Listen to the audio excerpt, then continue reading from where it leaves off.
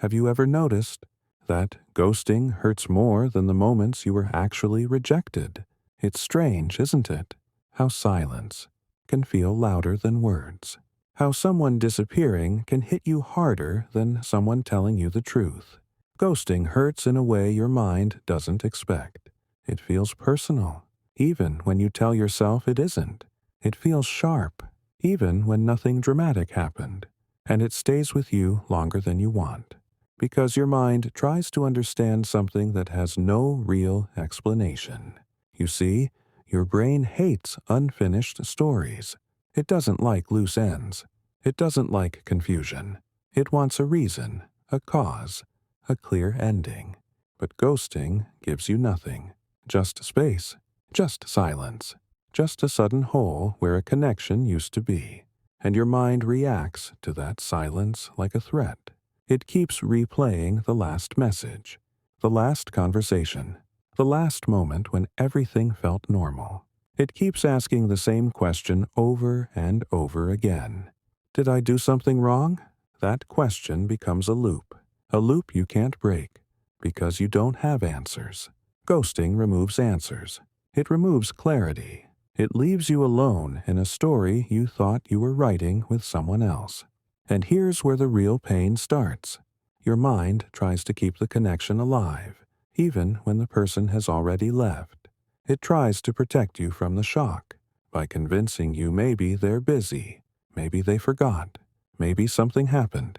Your brain tries to soften the hit, but in the process, it keeps you attached to someone who is already gone. And that attachment, it becomes the wound.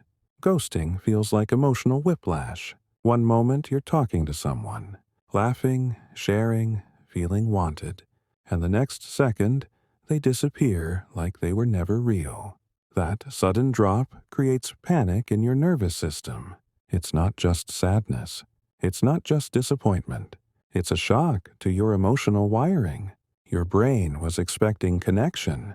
It was predicting the next message, the next conversation, the next moment of attention. When that expectation collapses, your body feels it. Your chest feels heavy. Your thoughts race. Your mood crashes. It feels like something inside you is suddenly missing. And the worst part? Your mind starts blaming you for it. It makes up stories. I wasn't enough. I should have done better. They must have found someone else. But these are not facts. These are survival thoughts. Your brain would rather blame you than accept that someone walked away without caring how it would feel. Self-blame hurts, but it feels more controllable than randomness. So your mind chooses the explanation that hurts the most. This is why ghosting feels so heavy. It's not just the person's silence.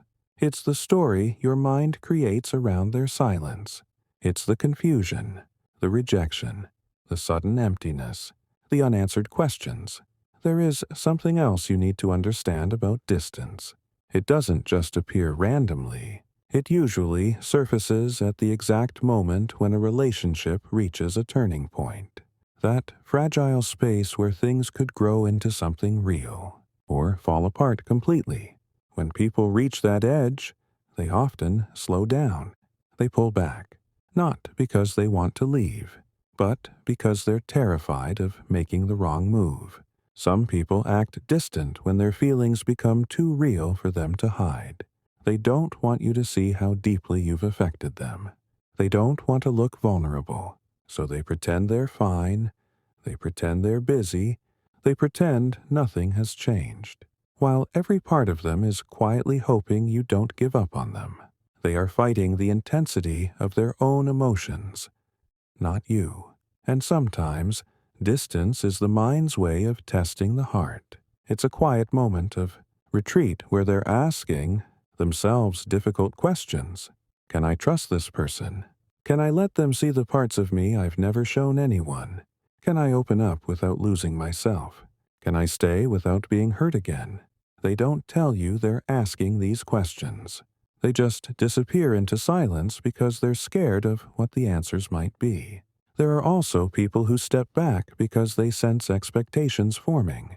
They feel the weight of your love growing stronger. and they're afraid they might disappoint you. They're scared that if they stay close, you'll eventually discover their flaws, insecurities, and imperfections, so they pull away, trying to control how much of themselves you see. It's not rejection, it's fear disguised as distance. Others become distant because they're comparing the comfort of intimacy with the comfort of isolation.